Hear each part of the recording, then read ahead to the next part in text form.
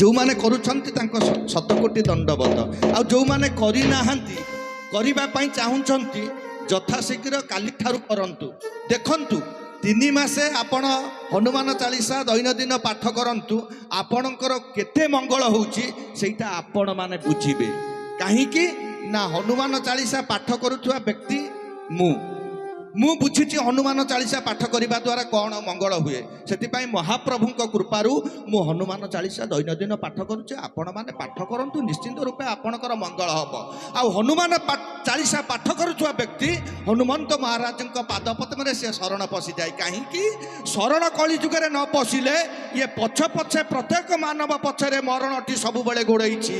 ସେଥିପାଇଁ ଭାଗବତକାର ଅତି ବଡ଼ି ଜଗନ୍ନାଥ ଦାସ କହିଲେ, ଶରଣ ତ ପାଦେ ଯେହୁଁ ମୃତ୍ୟୁ ପାଇବ ତାକୁ କାହୁଁ, ବାହୁଡ଼ି ହୁଏ ସେ ନିରାଶ ସେ ପ୍ରାଣୀ ପଶେ ତୋର ପାଶ।